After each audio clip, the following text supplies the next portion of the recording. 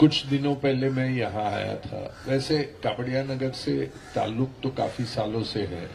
हमारे दोस्त हैं, कितने 35 साल हुए हम लोग एक साथ, मतलब जानते हैं एक दूसरे को। तो उस समय में कुर्ला में आना जाना बड़ा रहता था और मुझे पता नहीं था कि ये यहीं पे 15 नंबर बिल्डिंग में रहते हैं। तो आज इतने सालों बाद में उनकी मुलाकात हुई फिर से। वैसे अपनी मीटिंग को बैतुल्ला भाई कितने 2 साल पूरे हो गए। हाँ, 2 साल पहले मीटिंग हुई और एक चिंगारी उस मीटिंग में खड़ी हुई। लोगों को ये लगा था कि कुछ नहीं होना है, तो लोगों के दिल में असलियत की पहचान हो गई। देखिए, सच जो होता है वो बहुत दिन उसको छुपा के नहीं रखा जाता है, कभी न कभी तो बाहर निकल ही आता है और किसी न किसी का जरिया बनता है। वैसे मैं जरिया बना 2 साल पहले और अभी तो खैर बहुत बड़े पैमाने पे ये चीज हो रही है। अब क्या कहने जा रहे हैं हम लोग? रीडेवलपमेंट 2 किस्म के होते हैं। एक तो बिल्डर के जरिए करने वाला रीडेवलपमेंट और दूसरा बिल्डर के बगैर करने वाला रीडेवलपमेंट। मैं आसान लफ्जों में आपको इस चीजों को समझाता हूं। बिल्डर के जरिए होने वाले रीडेवलपमेंट में पूरा मुनाफा जो है बिल्डर के पास जाता है और जहां बिल्डर नहीं होता वहां पे वही रीडेवलपमेंट होता है, उसका पूरा मुनाफा जो लोग हैं उनको जाता है। ये मतलब बहुत ही गहराई में जाने के बगैर सीधे सीधे ये बात है। अब जब 15 साल पहले मैंने ये कहा कि ये हो सकता है तो लोग हंसते थे कि परदेश में पढ़ के, अमेरिका में पढ़ के आया, हमको यहाँ पे हमारी बातें सुना रहा है, ऐसा तो नहीं होगा। उस समय मैंने मुख्यमंत्री के पास गया, मैंने कहा ये हो सकता है, लोगों का बहुत फायदा होगा। तो उन्होंने बोला कि कागज रख के जाइए। कागज रखने के बाद में 6 महीने बाद में मैं फिर गया तो बोले पढ़ लिया कागज। ये कागज पे तो ये सब चीज अच्छी लगती है लेकिन असलियत में ये चीजें उतरती नहीं है। तो मैंने कहा मुझे क्या करना पड़ेगा जिससे आपको असलियत में इनको उतारने का?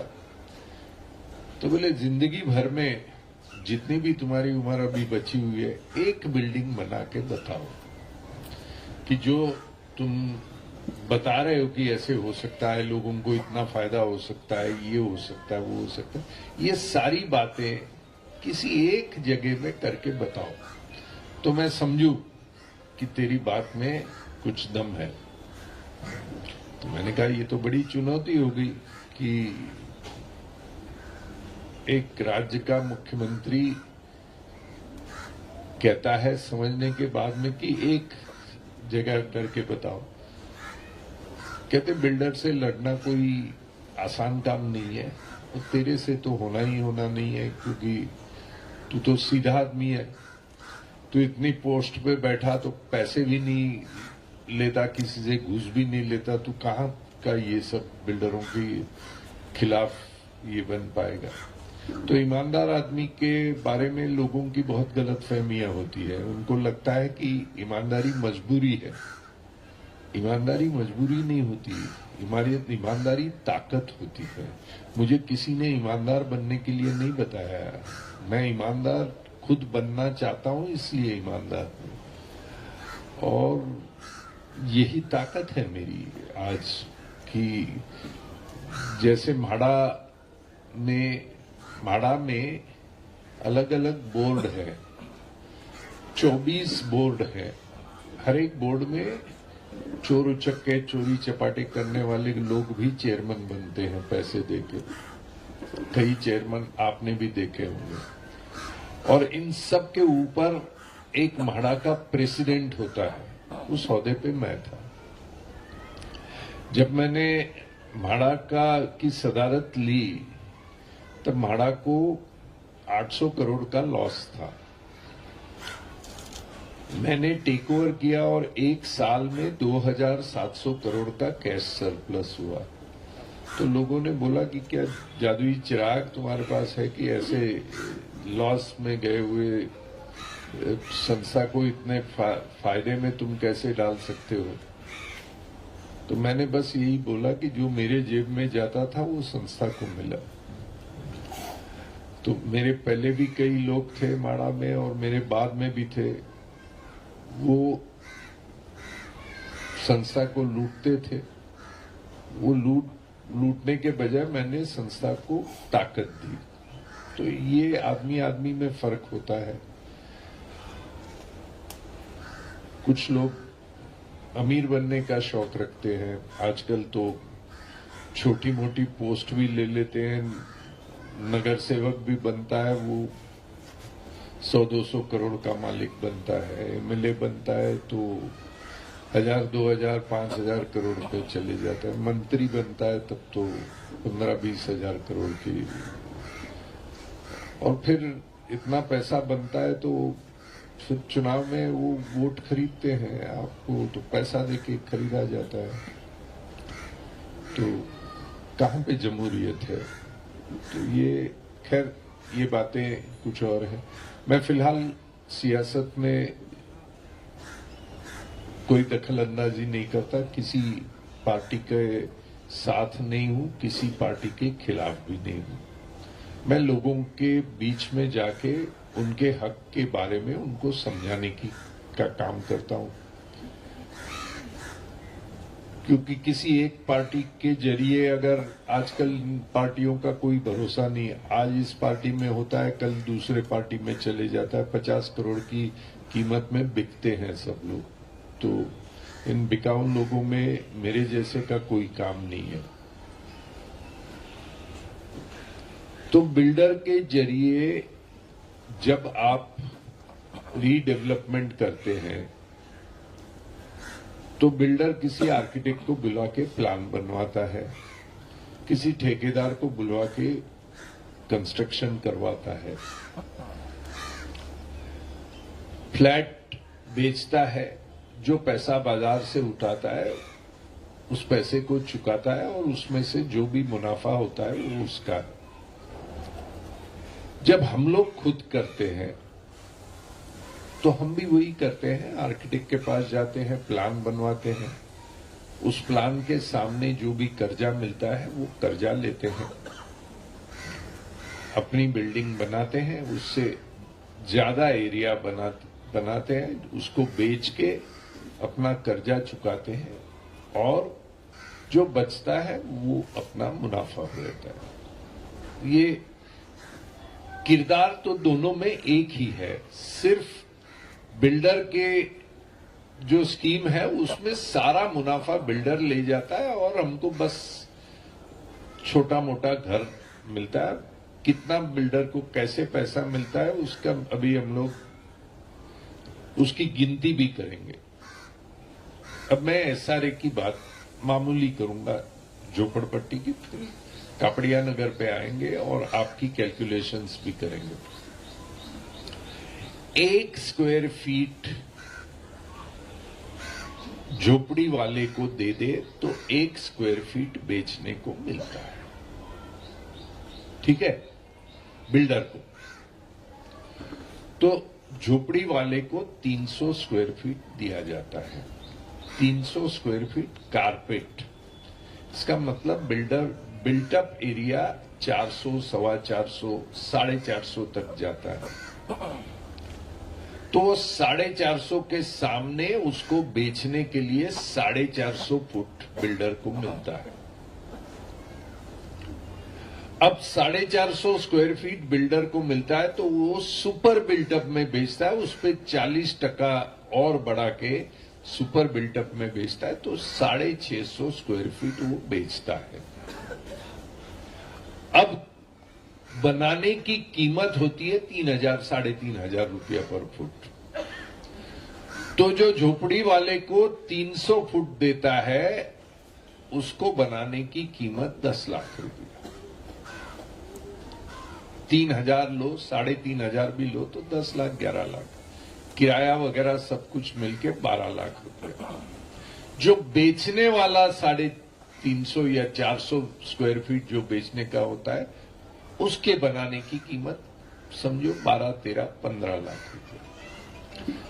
तो लागत कितनी हो गई? ये 12 और ये 13, 14, तो 25, 26, 27, 30 लाख।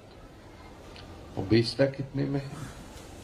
1 फुट जब बेचता है तो 30,000, 40,000 का बेचता है। 600 फुट बेचता है तो 2 करोड़ पाता है। कौन से धंधे में 25 लाख रुपया डाल के 2-3 साल में 2 करोड़ बन सकता है? ये आमदनी बिल्डर की है।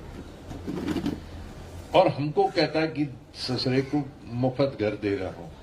अरे भाई, मेरा 1.5 करोड़ रुपया तू लूट के ले जा रहा है जो मेरे हिस्से का है, और मुझे 300 फुट का घर 10 लाख का दे रहा है और मुझे कह रहा है कि आपको मुफ्त दे रहा हूं। लेकिन दुनिया झुकती है, झुकाने वाला चाहिए। उल्लू लोग बनते हैं, बनाने वाला चाहिए। क्योंकि जो पॉलिटिकल लोग हैं वो बिल्डरों से मिले हुए हैं, सब बिके हुए हैं, और वो आम जो जनता है उससे ये अलग रखते। बोले आप फिक्र मत करो।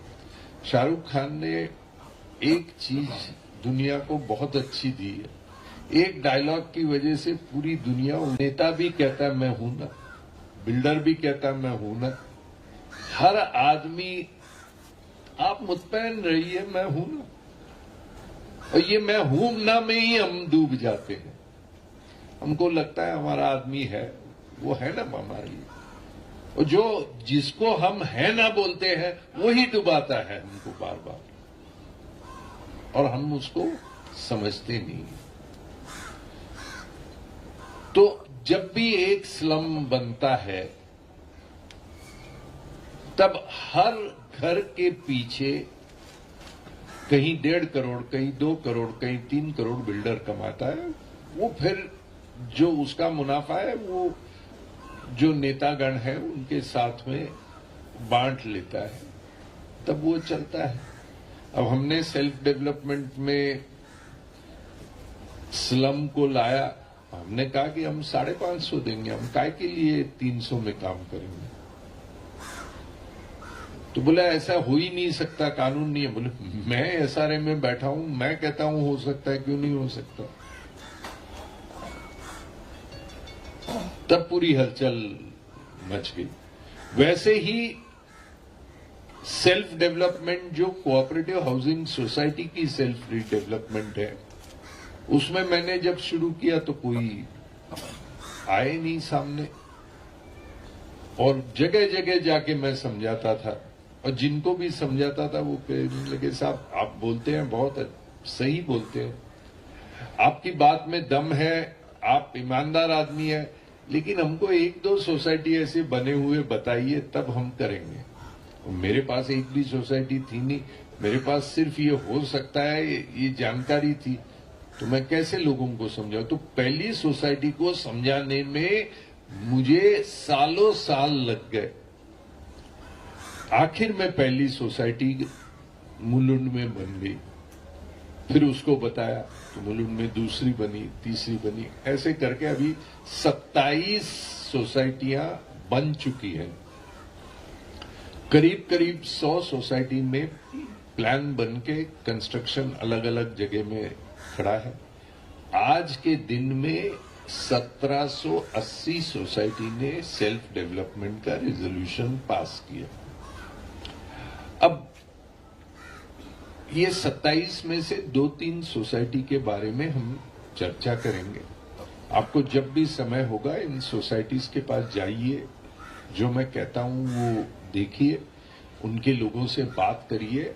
अगर मैं कुछ गलत बात करता हूं तो उनसे बात करके समझ लीजिए कि क्या बात है। आपके यहां से नजदीक तिलक नगर स्टेशन है।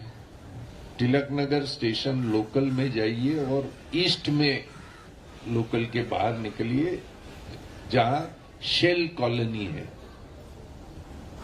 शेल कॉलोनी में चित्रा सोसाइटी है, चित्रा सोसाइटी। वहां के चेयरमैन है मिस्टर कदम। कभी आप कहो तो उनको दावत भी देंगे, यहां बुलाएंगे भी, उनकी बिल्डिंग के बारे में आपको पूरी जानकारी देंगे। 380 स्क्वायर फीट के कमरे में वो रहते थे और बिल्डर के पास गए। 24 बिल्डर के उनके पास अर्जी आए। किसी ने कहा कि आप 380 में मैं 450 दूंगा। बस लोगों ने ताली बजा दी 450 मिल रहा है। सबके घर में मिठाई का बक्सा आ गया। फिर किसी ने कहा ये और मैं लाता हूं, तो दूसरा आया, बोला 450 दूंगा। वह सबने ये भी खूब कहा कि बहुत बढ़िया, और ताली बज गई और मिठाई आ गई घर के अंदर। किसी ने कहा मैं 500 दूंगा, तब तो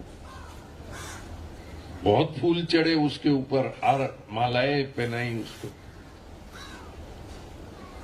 आखिर में एक 515 का आ गया। तो बोले इससे ज्यादा तो हो नहीं सकता। 24 में से सबसे ज्यादा देने वाला 515 फुट। उनका ओरिजिनल कितना है 380, उसके जगह में 515, करीब 50% के करीब उनको एक्स्ट्रा एरिया मिलने वाला था। तो उसमें कुछ लोग बैतुल्ला साहब जैसे हैं जो मेरे पास आए, बोले साहब ये सही है क्या? मैंने बोला आपकी लूट हो रही है। तो बोले कैसे? मैंने बोला आप समझ नहीं पा रहे, लेकिन बिल्डर आपको लूट रहा है। कहते बाकी के लोग तो 450 दे रहे थे, 450 दे रहा है, ये 515 दे रहा है। अब इससे ज्यादा और कितना मांगे? मैंने कहा मांगने का काम बंद करिए। तुम भिखारी नहीं हो, तुम मालिक हो जगह के।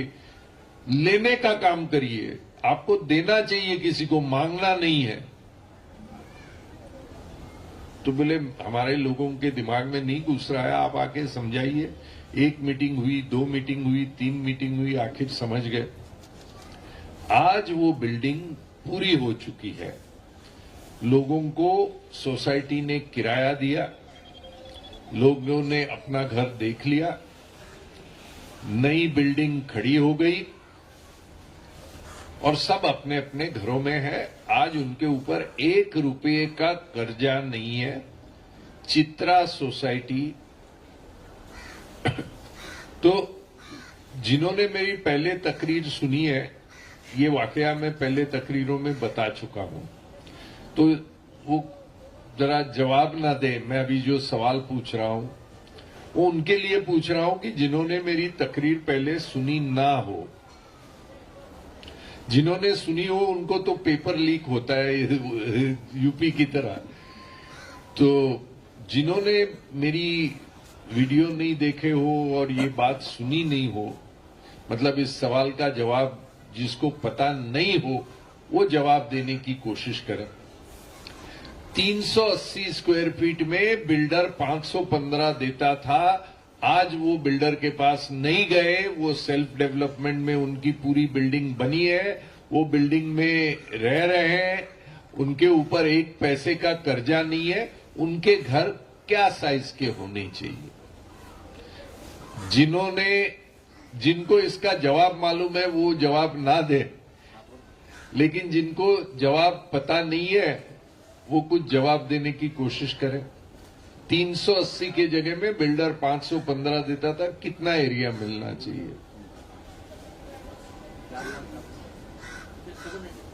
780। देखिए 380 का डबल मांग रहे हैं कि बिल्डर के जगह में डबल होना चाहिए। सही फरमाया आपने, लेकिन असलियत कुछ और है। आज हर एक चित्रा सोसाइटी में रहने वाले हर एक मेंबर को 1450 स्क्वायर फीट बिल्टअप और 1250 स्क्वायर फीट कारपेट एरिया मिला। 1250 स्क्वायर फीट कारपेट एरिया, एक एक इंच को आप गिनती करके ले लो, और इतना करके भी पैसा बच गया। क्या किया? पैसे रखे एक जगह में बैंक में, और हर मेंबर को हर महीने 40,000 रुपये का पेंशन मिलता है। जाइए वहां पे, मिलिए, पूछिए भाई 40,000 वाकई में आप महीने को मिल रहा है, नहीं मिल रहा है, कि प्रभु साहब ऐसे ही बात कर रहे हैं। कृष्णकांत कदम है उस सोसाइटी का जो प्रमुख है, बेचारे ने बहुत मेहनत करके, वो चाहता तो बिल्डर के पास जाके बिल्डर उसको 10 करोड़ रुपया देने के लिए तैयार था, लेकिन माना नहीं। बोला नहीं, जो भी है वो सब लोग लेके बांटेंगे। 515 की जगह में आज 1250 square feet carpet area, 1450 built up, खैर बिल्टअप छोड़ दीजिए, 1250 तो गिनती पूरी की पूरी हो सकती है। दूसरा उदाहरण कहता हूं, विले पार्ले ईस्ट में क्षितिज कोऑपरेटिव हाउसिंग सोसाइटी, ऐसा कुछ नाम है। 415 स्क्वायर फीट के जगह में 1480 स्क्वायर फीट हर एक को मिला है सेल्फ रिडेवलपमेंट। तीसरी सोसाइटी बताता हूं, मुलुंड में पूर्व रंग सोसाइटी। मुलुंड में ईस्ट में मिठागर रोड में टाटा कॉलोनी में पूर्व रंग सोसाइटी है। 370 स्क्वायर फीट थे उनके पास।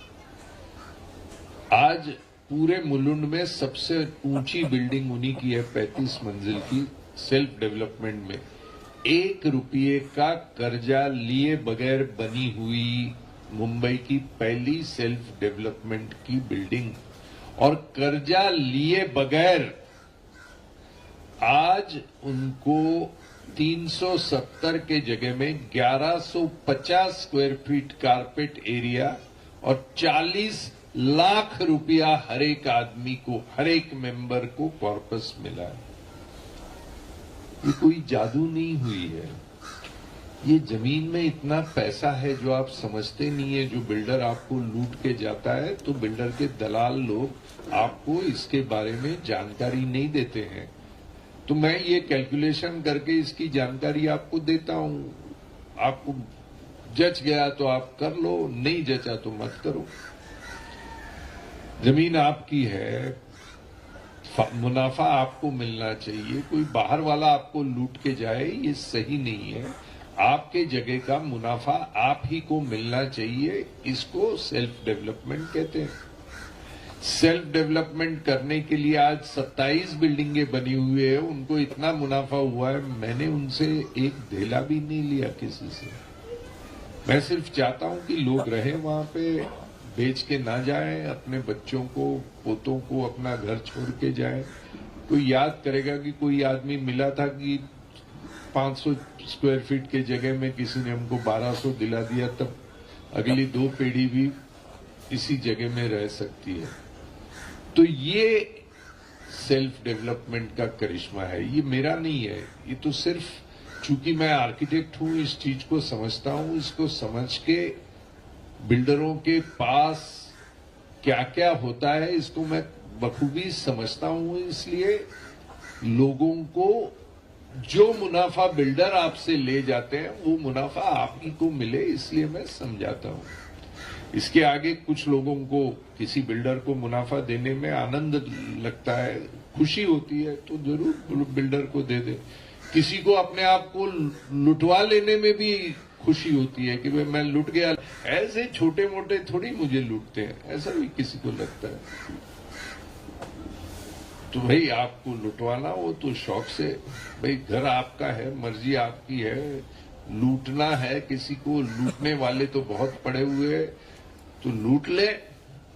आप लूटने दोगे तो लूटेंगे। अगर आपको अपने आप की लूट नहीं होनी है, अगर आपको इस जगह से जो मिलना है वो अपने पास ही रखना है, तो आपके पास पहले तो कोई रास्ता नहीं था, अब ये रास्ता है। और सरकार ने इसको अब जब मालूम पड़ा कि ये एक आदमी जाके लोगों को समझा रहा है और 27 बिल्डिंगें बन रही है, एक एक बिल्डिंग में किसमें 100 करोड़ का मुनाफा हुआ, किसमें 200 करोड़ का मुनाफा हुआ, किसमें 500 करोड़ का मुनाफा, लोगों को फायदा मिल रहा है, बड़ा घर मिल रहा है। तो जब ऐसा कोई अच्छा काम करता है तो सरकार को लगता है कि इसका क्रेडिट तो हमको लेना चाहिए। तो बोर्ड लगाने वाले बहुत होते हैं जब अच्छा काम होता है तो कि मैं नहीं किया, तो वो आ गए। हमने समझा दिया, हमने कहा ले लो भाई क्रेडिट, आपको क्रेडिट चाहिए तो क्रेडिट ले लो। आपको फ्लेक्स पे लगाना है कि आप ही की स्कीम है, तो जब किसी एक आइडिया को उसके दावेदार 50 होते हैं तो समझो कि आपका आइडिया सही है, क्योंकि जब गलत होता है, आइडिया फेल होता है, तो उसके कोई दावेदार नहीं होते। मेरा नहीं। जब सक्सेस होता है तो उसके तो गवर्नमेंट ने कानून बनाया,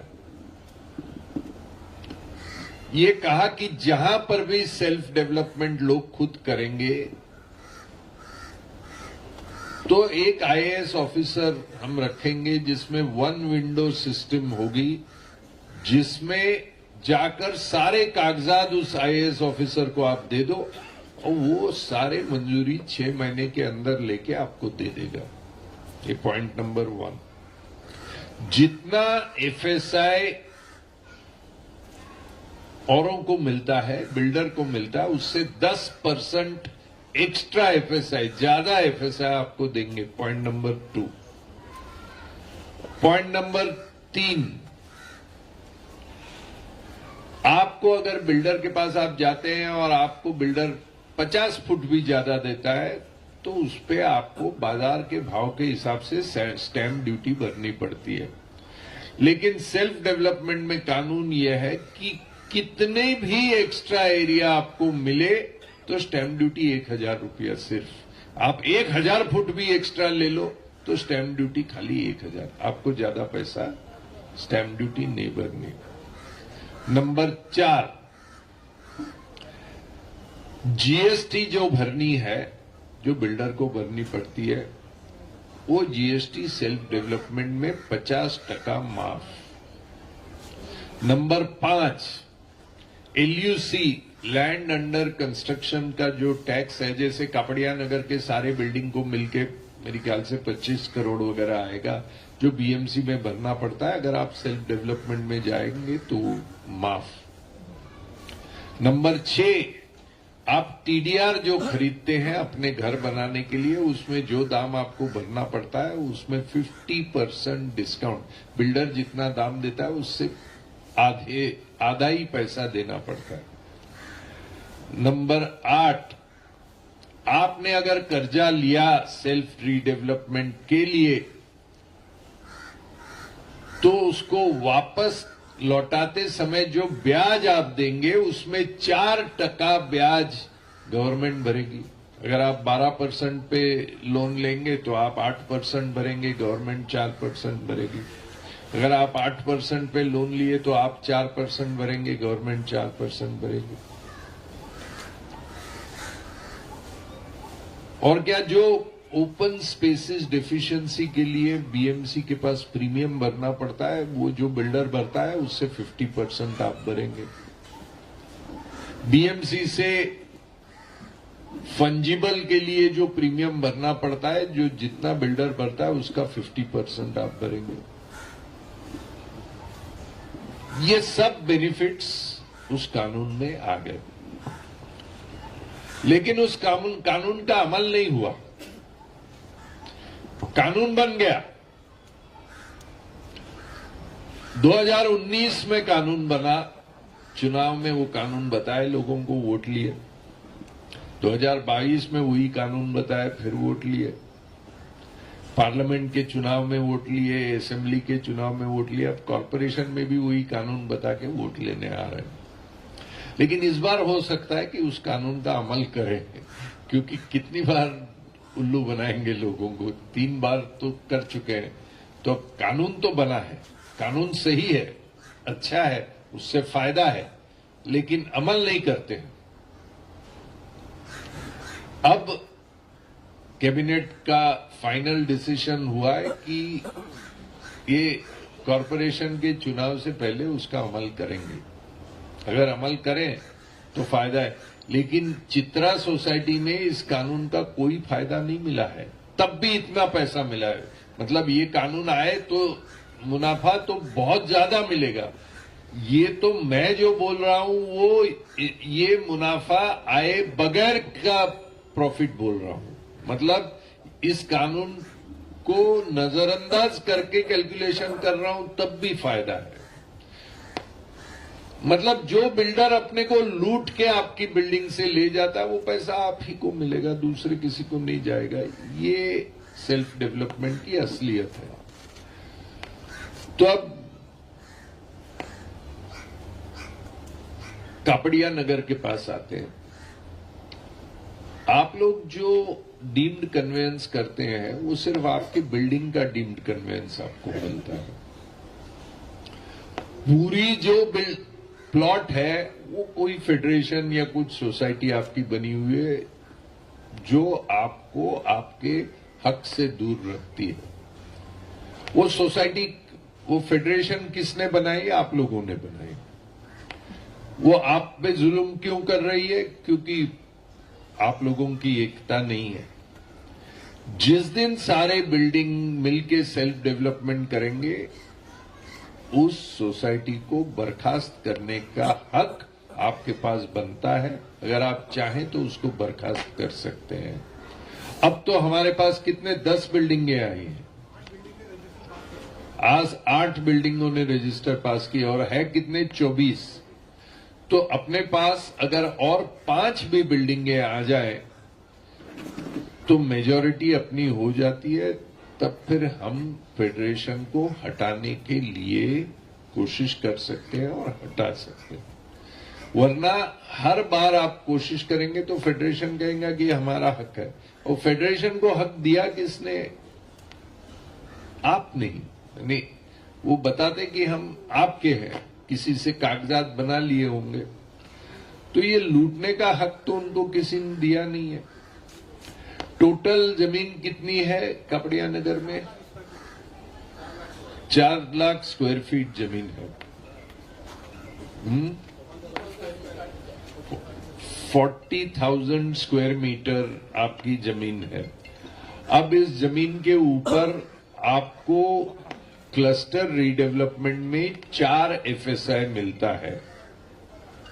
इसका मतलब टोटल एरिया आपके पास 1,60,000 स्क्वायर मीटर ये FSI है। उसके ऊपर 35% आपको ये मिलता है फंजिबल।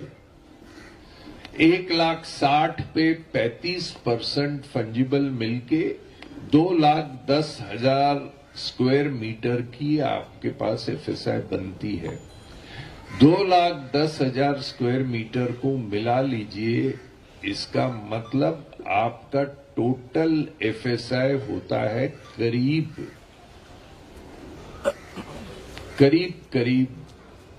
2 यानी 4,000 मीटर, 40,000 मीटर का 2,10,000 करीब 22 लाख फुट आपका एरिया बनता है।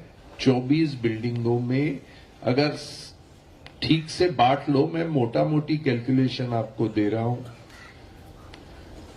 तो एक बिल्डिंग में 1 लाख फुट आपको मिल सकता है। एक बिल्डिंग में कितने घर हैं? हाँ, देखिए 14,700 स्क्वायर फीट कारपेट एरिया है उस बिल्डिंग को 1 लाख फुट मिल सकता है। अगर दुगना भी ले लो तो 28,000 आपको मिलेगा। अगर 3 गुना ले लो तो 14 का 45,000 आपको मिलेगा। बचा हुआ 55,000 बेच भी दिया तो उसमें से खर्चा तो निकलेगा ही निकलेगा, किराए का पैसा भी निकलेगा, सब कुछ निकलेगा और हर एक के हाथ में कम से कम 30-40 लाख रुपया बचेगा। क्या जो बिल्डिंग बिल्डर के पास गई है उनको उतना मिला है?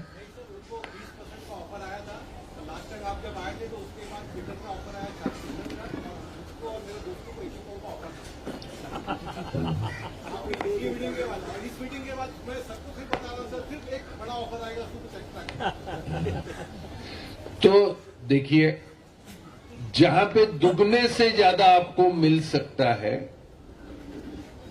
वहां पे आपको 20% चाहिए, यानी कुत्ते के सामने हड्डी फेंकने की जैसी बात होती है। क्योंकि हम भीख मांगते हैं उनके सामने कि बिल्डर साहब हमको क्या देंगे। अरे वो क्या देगा, जमीन आपकी है, मालिक आप है, आपका हक बनता है। वो आपको लूट के जा रहा है और आप उससे मांग रहे हो कि आप हमको क्या देंगे, कितना देंगे। तो हमारी औकात ऐसी हुई है कि हमारे घर में जिस जमीन के हमको मालिक होना चाहिए, हम किसी के गुलाम उस जमीन पे हुए हैं, क्योंकि हमारी एकता नहीं है। अगर आप एकता रखिए तो सारे 40,000 मीटर की जमीन का पूरा हक आपको मिल सकता है। और जिसका भी कुछ देना हो वो दे देंगे, क्योंकि इतना पैसा मिलता है। मान लीजिए अगर 50,000 फुट भी हर बिल्डिंग को मिला और बचे हुए 50,000 फुट आप बेचेंगे, क्या दाम पे बेच रहे हैं? नया बिल्डिंग 27,000। अगर 27,000 रुपये में 50,000 फुट आप बेचेंगे तो 150 करोड़ रुपया आता है। आपके 1 लाख फुट की कंस्ट्रक्शन की कॉस्ट 30 करोड़ से ज्यादा नहीं होती है। किराया भी दिया, बीएमसी के प्रीमियम भी दिए, सब कुछ दिए तो 50-60 करोड़ से खर्चा नहीं आता है, 150 करोड़ का प्रॉफिट है। तो एक एक आदमी के जिम्मे कितना आता है? ये 15 लाख वापस देने वाली स्कीम नहीं है, ध्यान में रखिए। ये आपकी जमीन है, ये आपकी जमीन में आप बैठ के उसका कैलकुलेशन कर सकते कि आपको कितना मिलना है। अगर आप चाहते हैं थोड़ी मेहनत लेंगे तो ये सारा मुनाफा आप ही को मिल सकता है, आपके बाल बच्चों को मिल सकता है। अगर आप नहीं चाहते हैं तो कोई आके आपको 20%, 40%, पता नहीं अभी 50 करेगा, करके आपको लूट के ले जाएगा। आखिर लूट ही है, 50% भी लूट ही है। मुझे आप बताइए, कोई कहता है बिल्डर अच्छी बिल्डिंगे बनाते हैं, बीकेसी में बनाया, तो मैंने उनको यही सवाल पूछा। मैंने कहा वीटी स्टेशन किसने बनाया? किसने बनाया वैसा? ब्रिटिश ने बनाया। बॉम्बे यूनिवर्सिटी किसने बनाया? ब्रिटिश ने बनाया। क्रॉफर्ड मार्केट किसने बनाया? ब्रिटिश ने बनाया। जितनी भी बड़ी बिल्डिंग, चर्चगेट स्टेशन की रेलवे लाइन किसने डाली? ब्रिटिश ने बनाया। मरीन ड्राइव किसने बनाया? ब्रिटिश ने बनाया। फिर ब्रिटिश अगर इतने अच्छा काम बिल्डिंग बना के कर सकते थे तो क्यों हमने उनको निकाला भाई? हम उनको और 400 साल रहने दें कि भाई करिए आप ऐसे बिल्डिंग में, क्यों हमने निकाला? हमने कहा ये तुम्हारी बाप की जमीन नहीं है, मेरे बाप की है। तुम कौन होते हो ये बनाने वाले? मेरा जो भी है मैं बनवा लूंगा, तुम चले जाओ। तो हमने उनको इसलिए निकाला, इसलिए नहीं निकाला कि उन काबिलियत नहीं रखते कि बिल्डिंग बनाने की। हमने उसको इसलिए निकाला कि तुम कहीं से आके हम पे जुर्म कैसे कर सकते हो? हमारी जमीन है, हम तय करेंगे हमको क्या बनाना है। चाहे छोटा हो चाहे बड़ा हो, उसका मुनाफा कम हो ज्यादा हो, हम लेंगे, तुम कौन होते हो? तो ब्रिटिश तो चले गए, आज बिल्डर और ये नेता हमारे हमको गुलामी में डाल गए। तो उनको कहना भाई तुम दूर रहो थोड़ा, हम समझ गए अभी कि तुम क्या कर रहे हो, हमको हमारा हक लेना है और हम हमारा हक लेके रहेंगे, कम मिले ज्यादा मिले हम अपना देख लेंगे ना, तुमको कोई फिक्र नहीं करो। तुमको ये कहने की ताकत अगर आप लोगों में है तो जितनी मदद मेरे से आपको आज से लेकर जब तक आपके नए घर में आपको चाबी नहीं मिलेगी उस दिन तक जितने भी बार मुझे आना पड़े, जितनी भी मेहनत आपके लिए करनी पड़े, आपसे कोई एक पैसा लिए बगैर मैं वो करने के लिए तैयार हूं। लेकिन ऐसा ना हो कि मुद्दई सुस्त गवाह चुस्त। ये तो नहीं होना चाहिए भाई। गवाह तो चुस्त है ही, वो करने के लिए तैयार बैठा हुआ है, लेकिन मुद्दे ही सुस्त है, तब क्या करें? तो ये आपको समझना है और अगर करना चाहते हैं तो कर सकते हैं। अच्छा, कोई पूछेगा कि पैसे कहां से आएंगे? पैसे दो किस्म के लगते हैं। एक तो प्लान मंजूर होने से पहले वाला लगने का पैसा और दूसरा प्लान मंजूर होने के बाद वाला लगने का पैसा।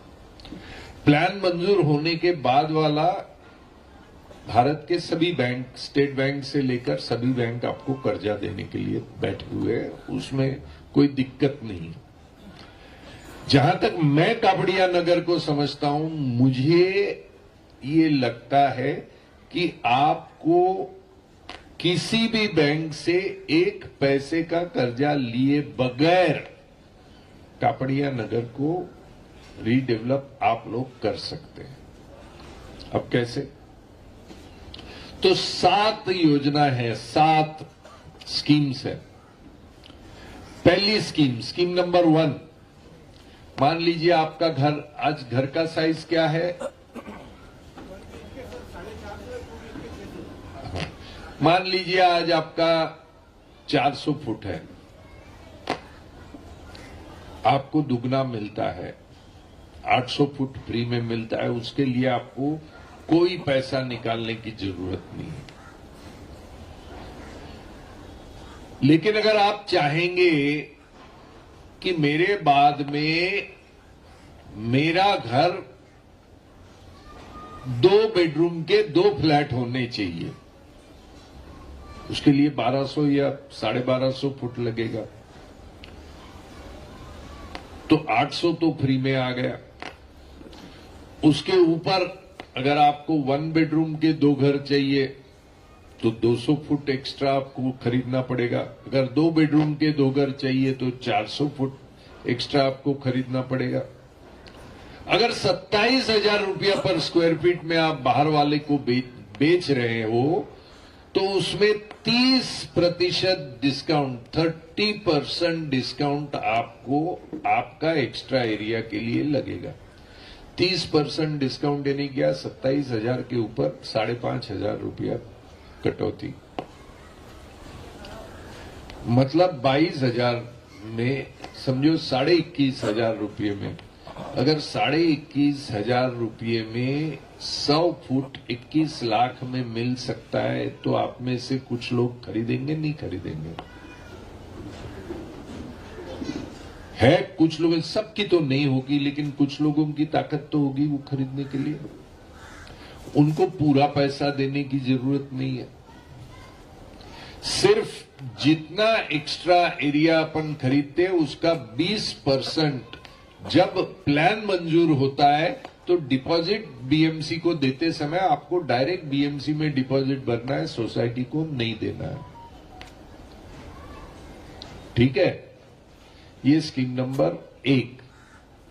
आप अगर चाहते हैं कि फ्री सेल में से मुझे पूरा का पूरा फ्लैट खरीदना है, मेरे बेटे को, मेरी बेटी को, मेरे वालिद साहब को, मेरी वालदा को, जो घर में के लोग हैं, उनको अगर फ्लैट खरीदना हो तो 20% डिस्काउंट, पूरा फ्लैट, यानी 27,000 के जगह में मान लीजिए, पहली बार मैंने कैलकुलेशन 30% का सही नहीं किया शायद, 9,000 होता है, तो 9,000 27 में माइनस किया तो 18,000 होता है, 18 साढ़े 18,000 कुछ होता है। तो अगर आपने फ्लैट खरीदा तो 20% डिस्काउंट, तो 5,600 काट के 21 साढ़े 21,000 पूरा फ्लैट। और पूरे फ्लैट में आपको बैंक से कर्जा मिलेगा 7% पे, आपको सिर्फ 20% डालना है, बाकी बैंक से मिलेगा। तीसरी स्कीम है आपके भाई बहन जो आपके साथ नहीं रहते हैं, आपके बीवी के भाई बहन जो आपके साथ में नहीं रहते, उनको अगर फ्लैट खरीदना है तो उनको 15% डिस्काउंट मिलेगा। चौथी स्कीम, आपके चचेरे मौसेरे भाई बहन, यानी पिताजी के भाई के बच्चे, पिताजी के बहन के बच्चे, मम्मी के भाई के बच्चे, मम्मी के बहन के बच्चे, वही आपके वाइफ के पिताजी के भाई के बच्चे, पिताजी के बहन के बच्चे, माताजी के भाई के बच्चे, बहन के बच्चे, इनमें से किसी को भी फ्लैट चाहिए तो 10% डिस्काउंट मिलेगा। पांचवी योजना ये कि जो लोग कापड़िया नगर में कभी रहते थे, आज बेच के गए, आज रहते नहीं है, भाई आपका अच्छा हो रहा है तो हमको खरीदना है, हाँ 5% आपको डिस्काउंट में, आ जाओ वापस। छठी स्कीम ये है कि ये सब करने के बाद में जितने बचते हैं एरिया, वो बचता है एरिया, वो जितने भी रेसिडेंट है हर घर में, हर एक को एक फ्लैट बेचने का सोल सेलिंग एजेंसी दी जाती है। तो आप ग्राहक लाओ, उस ग्राहक से अगर 2 करोड़ मिलता है, उसका 2% आपको मिलेगा, आपकी बिल्डिंग बन जाएगी, तो उसमें फर्नीचर के लिए 4 पैसा आपके हाथ में आ जाए, हर मेंबर को ये मिलेगा। ये स्कीम पूरी बॉम्बे में आज चल रही है और लोग इस स्कीम के जरिए पैसे खड़ा करते हैं। और इस स्कीम में, अगर इस स्कीम में आपके यहाँ जितना पैसा चाहिए उतना नहीं आता है, तो बचे हुए के लिए कर्जा लेने का सोच सकते हैं। लेकिन मेरी आज तक मेरा तजुर्बा ही है कि ऐसे स्कीम में 30-35% एक्स्ट्रा एरिया ऐसे स्कीमों में ही बिकता है। अगर 30% नहीं, अगर 22% भी एरिया अगर आप अपने ही लोगों में बेच पाए और अपने ही लोग अगर खरीद पाए, तो मुझे नहीं लगता कि आपको कोई कर्जे की जरूरत होगी। जो एक बार परमिशन आ गया, फिर रेरा में रजिस्टर करना है, फिर बुकिंग जैसे जैसे आएगी उनसे पैसा लेके काम कर सकते हैं। जैसे बिल्डर करता है वही बात हम लोग कर सकते हैं। और जो मुनाफा होता है, सिर्फ शर्त ये है कि जो देखने वाले जो लोग हैं वो मुझे ईमानदार चाहिए, मुझे बेईमान लोग नहीं चाहिए। अब आप में से कौन ईमानदार है ये मैं नहीं जानता हूं, वो आप लोग जानते हैं। जो भी ईमानदार होगा उसके साथ, उसको आपका नुमाइंदा बनाओ, उसके साथ में काम करूंगा और उसके साथ ये स्कीम आपकी खड़ी हो सकती है। मतलब बिल्डर देता है उससे ज्यादा एरिया, बिल्डर देता है उससे बेहतरीन प्लान, बिल्डर देता है उससे अच्छे क्वालिटी का कंस्ट्रक्शन, बिल्डर एक्स्ट्रा एरिया के लिए डिस्काउंट नहीं देता, हम लोग एक्स्ट्रा एरिया के लिए डिस्काउंट देंगे। बिल्डर देता है उससे ज्यादा कॉर्पस, और इतना कॉर्पस होगा कि जिंदगी भर मेंटेनेंस फ्री आप रह सकोगे, ऊपर हाथ में कुछ पैसा आएगा। और जो भी पैसा इसमें से आएगा वो आपके अलावा और किसी के हाथ में नहीं आएगा, कोई बाहर वाला आदमी नहीं लेगा। अगर आर्किटेक्ट को अपॉइंट किया तो कंस्ट्रक्शन के 2% उसको देने, 1.5% देने, वो उसके नहीं आएगा। बिल्डर आपका बाप बन के आता है। तो ये सेल्फ रीडेवलपमेंट की स्कीम है और पूरे मुंबई में बड़े पैमाने पे लोग इस स्कीम का अमल करते हैं। अगर आप करना चाहें तो अभी 8 बिल्डिंगें तो इसमें आ चुकी है। मैं समझता हूं बहुत जल्दी और आप 3 या 4 बिल्डिंगें और ले लें, एक बार वो आ जाए आपके पास, फिर तो जिनसे आपको तकलीफ होती है वो कोऑपरेटिव सोसाइटी जो आपको आज हर चीज में रोड़ा अटकाती है उसको बगल में कर ले और अपने हिसाब से पूरे कापड़िया नगर के रीडेवलपमेंट का मास्टर प्लान हम लोग बना सकते हैं। अगर करना चाहें तो आप तय करिए, जितनी भी मदद आपको जिस जगह पे मदद चाहिए वो सारी मदद मैं करने के लिए तैयार हूं।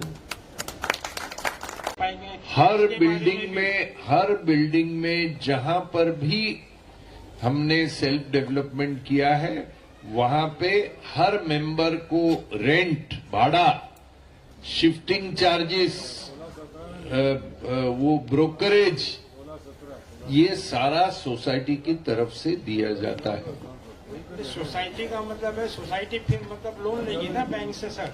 नहीं, जब सोसाइटी के पास अगर इतना पैसा नहीं है, मेरा एक सवाल नहीं, वही इसीलिए तो 7 जो स्कीम्स है, पहले तो मुझे ये मालूम करना है कि इन स्कीमों में से आप में से कितने लोग एक्स्ट्रा एरिया खरीदना चाहते हैं। एक बार वो मुझे जानकारी मिले तब फिर कहां से लोन लेना या नहीं लेना इसके बारे में बात कर सकते हैं। अगर 30% लोग भी एक्स्ट्रा फ्लैट और एक्स्ट्रा एरिया लेने के लिए तैयार है तो हमको किराए का पूरा पैसा उसी में आ जाता है।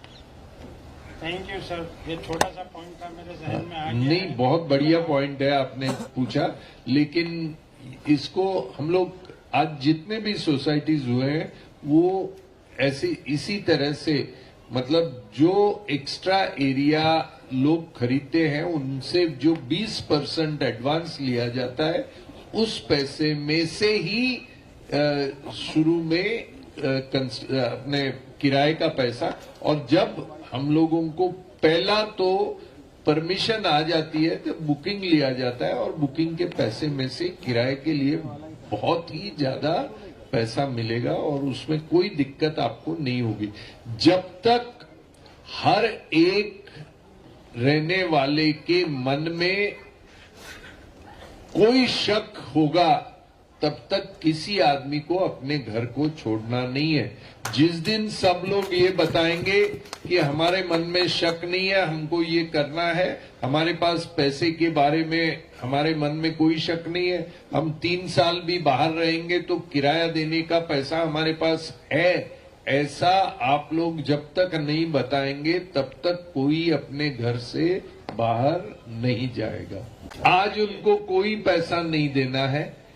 जब हम लोग खाली करने का तय करते हैं तब आज उनको सिर्फ ये कहना है कि भाई मेरे को 100 फुट चाहिए, मेरे 100 फुट का होता है 18 लाख रुपया, इसका 20% होता है 3,60,000। जब भी सब लोग तय करेंगे कि हम अपने घर से निकलेंगे उस समय में ये 3,60,000 मैं तुरंत देने के लिए तैयार हूं। आज किसी से कोई पैसा नहीं लेगा, एक ढेला भी नहीं लेगा। कि उसका हर महीने को आप जहां पे किराए पे जाएंगे हर महीने की 1 तारीख को आपको आपका किराया मिलेगा। Okay sir, thank you. और दूसरी बात, यहाँ पे कापड़िया नगर के लिए खास मैं बोलता हूं कि ये जरूरी नहीं जैसे बिल्डर पूरे सारे बिल्डिंग तोड़ के जमींदोस्त कर देता है वैसे कापड़िया नगर में करने की जरूरत नहीं है। जहां पे आज खुली जमीन है वहां पे बिल्डिंग आ सकती है आपके यहां रहते हुए भी, और आपको सिर्फ उस बिल्डिंग को जिसको डिमोलिश करने की जरूरत है सिर्फ उसको डिमोलिश किया जाएगा, और जिसको डिमोलिश करने की जरूरत नहीं उसको डिमोलिश करने की किए बगैर बिल्डिंग अपनी आ जाएगी, क्योंकि बिल्डिंग अपनी ऊंची बनेगी, अपने बिल्डिंगों से ज्यादा ऊंची बनेगी, तो आपको इसी जगह में एक आध दूसरी बिल्डिंग को तोड़ना भी पड़े, उनका किराया तो सोसाइटी देंगे, बाकी के लोग अपने आंख के सामने घर होते हुए देखेंगे, फिर पुराने घर से नए घर को ठोक बजा के देखने के बाद में जो सामान लेके शिफ्ट करना है वो लेके शिफ्ट करेंगे। 51% अगर आपके साथ में है तो जो अगेंस्ट है ऑटोमेटिक नल एंड वाइड वो नल एंड वाइड होते हैं। लेकिन मैं जहां पर भी सेल्फ डेवलपमेंट में मैंने मदद की है, वहां मैं एक एक जो अगेंस्ट है उनके घर जाके मैं उनसे बात करता हूं, और क्योंकि मुझे तो उनसे ना आपसे कुछ लेना है, मुझे सबका भला है, उनकी क्या तकलीफ है मैं समझना चाहता हूं। अगर मेरे से उनकी तकलीफों के लिए कोई जवाब हो तो मैं दे के उनको कन्विंस करता हूं।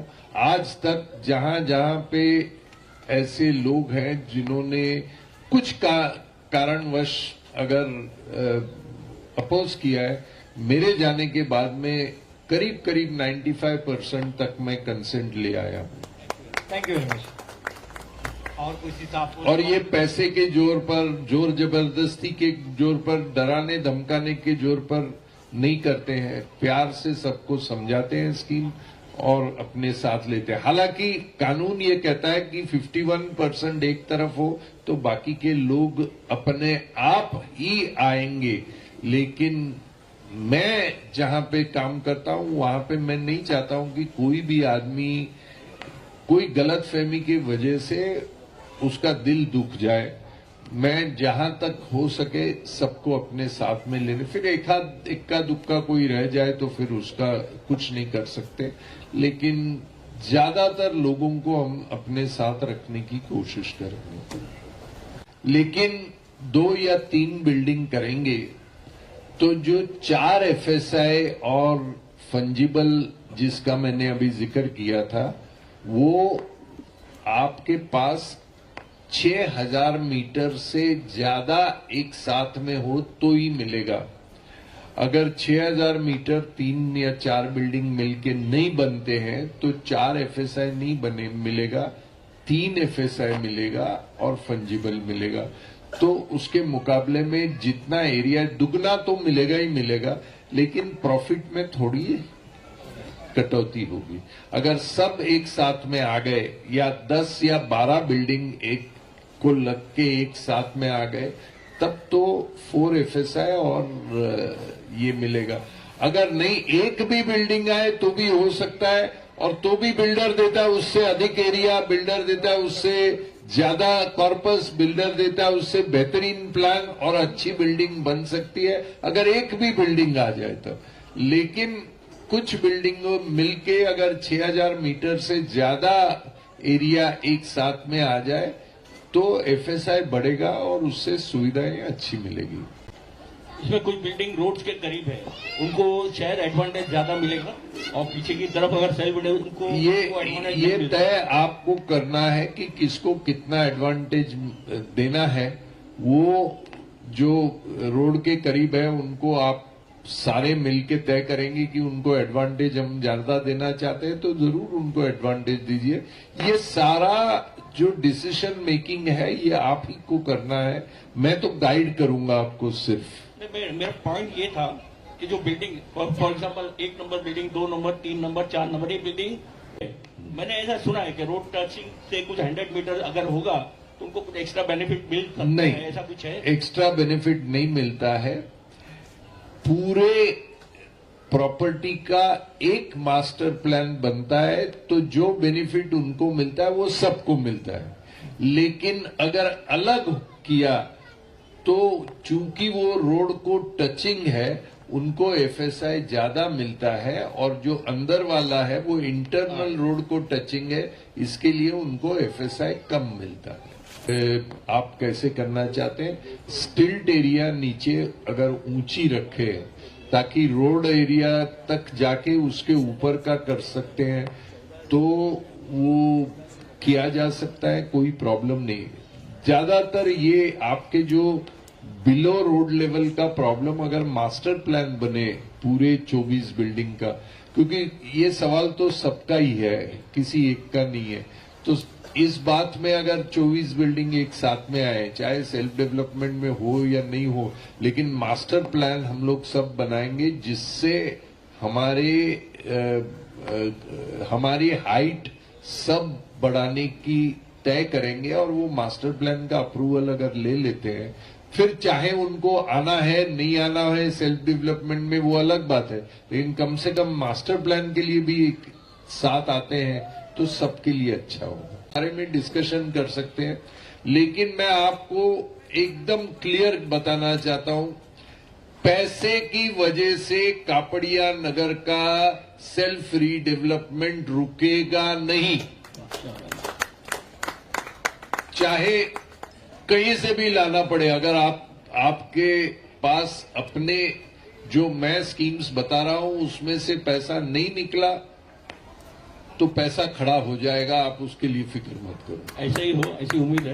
लेकिन एक्सट्रीम केस अगर ये समझ लीजिए कि अगर कोई भी डर रहा है तो पैसा आगे करने तैयार नहीं, that case each flat owner has to contribute. Is it नहीं, सेल्फ डेवलपमेंट में किसी भी फ्लैट ओनर को कंट्रीब्यूट करने के लिए मैं मना करता हूं, क्योंकि ये स्कीम उस आदमी के लिए है जिसके पास आमदनी नहीं है। जिसके पास पैसा है वो तो कंट्रीब्यूट करेगा, जिसके पास नहीं है वो बेचारा बेच के जाएगा क्या, उसके लिए मैं हूं। तो कोई भी मेंबर कंट्रीब्यूट नहीं करेगा, पैसा खड़ा रहने का बंदोबस्त किया जाएगा अगर आपके इसमें से नहीं मिलेगा। लेकिन किसी भी मेंबर को जिसकी आमदनी नहीं है, जिसको पैसा देने की ताकत नहीं है, उससे जबरन कंट्रीब्यूशन लेने के मैं सख्त खिलाफ हूं। और जो दे सकता है वो एक्स्ट्रा एरिया खरीदे, एक्स्ट्रा फ्लैट खरीदे, जिसको ऊपर वाले ने दिया है वो अपने पैसे का अच्छा इस्तेमाल करें। 18,000 में खरीदे, कल को बाद में 2-4 साल के बाद में उस समय में 30, 35, 40 हजार रुपया में बेचे, करोड़ों रुपया कमाए, बिल्डर कमाए, उससे अपना मेंबर कमाए, उसमें हमको खुशी है, कोई गम की बात नहीं है। लेकिन जिसके पास आज देने के लिए पैसा नहीं है उसको मैं कंपलसरी इतना पैसा कंट्रीब्यूट आपको करना चाहिए ये बोलने के लिए तैयार नहीं हूं। अगर एक बिल्डिंग में 10 भी ऐसे लोग हैं तो उनके लिए मैं हूं, मैं किसी भी हालत में उनको जबरदस्ती पैसा निकालने के लिए नहीं बोलूंगा, मेरे से नहीं होता है। मैं ये पूरी स्कीम करने का मकसद ये है कि जो गरीब से गरीब, जो कभी कोई मीटिंग में बोल नहीं पाता क्योंकि वो पैसे से कमजोर है, उस आदमी के लिए मुझे घर देना है, मुझे उसकी फिक्र है। जो जिनको ऊपर वाले ने दिया है उनकी फिक्र करने के लिए और लोग भी है और ऊपर वाला भी है, और जिसके पास बेचारे के लिए फिलहाल कुछ नहीं है उसका मैं ख्याल रखने वाला हूं। मैं उससे पैसा नहीं मांगूंगा, उसको घर लेने का उतना ही हक है जितना औरों को है, और जितना भी फ्री एरिया औरों को मिलेगा उसको पैसा दिए बगैर उतना एरिया मिलेगा, ये मैं देखूंगा। लास्ट क्वेश्चन है, to begin with first stage क्या होगी इसके बाद? फर्स्ट स्टेज तो यही है, अभी जैसे 8 बिल्डिंग ने सेल्फ डेवलपमेंट का रेजोल्यूशन किया, उसके आगे और बिल्डिंगों को सेल्फ डेवलपमेंट का रेजोल्यूशन करना है। वो फर्स्ट स्टेज में ही अभी 2 साल निकल गए, तो और कितने साल उस स्टेज तक आएंगे? मुझे ऐसे लगा था कि 1-8 साल में कम से कम 13-14 बिल्डिंग आ जाएंगी ताकि ये जमीन का मैं कुछ फैसला कर सकूं। उस स्टेज तक अभी तक मैं नहीं पहुंचा हूं। मैं जहां तक हो सके मास्टर प्लान पूरे नगर का बनाना चाहता हूं ताकि ये हाइट का प्रॉब्लम आपका एक बार ही सॉल्व हो। बाद में चाहे कोई बिल्डिंग की इंडिविजुअल सोसाइटी हमारे साथ आए नहीं आए, लेकिन मास्टर प्लान एक बार बन जाए, उसके बाद में इंडिविजुअली कोई ग्रुप से करे तो मुझे गम नहीं होगा, लेकिन मास्टर प्लान करने के लिए भी एक साथ में आने की जरूरत है। तो एक बार परमिशन होने के बाद में किसी की भी रुकावट, आपके पास सारे परमिशन होने चाहिए, आपके पास पैसा होना चाहिए। ये दो चीज होने तक मैं किसी को भी अपने घर से बाहर जाने का ये सलाह नहीं दूंगा। जिस दिन पैसे का बंदोबस्त अपने पास है, इसकी हर आदमी को, मुझे तसल्ली होके फायदा नहीं है, जो हर आदमी रहता है उसको तसल्ली होनी चाहिए। ये कागज देखो, ये पैसा है, ये आपको मिलने वाला है, आपका किराया इसमें से आएगा। आप उनको जब तसल्ली होगी, जब ही हम काम चालू करेंगे। फिर उसके लिए 6 महीना 8 महीना और लगे तो मुझे तकलीफ नहीं। मुझे किसी के मन में थोड़ा भी शक हो तो मुझे काम चालू नहीं करना है।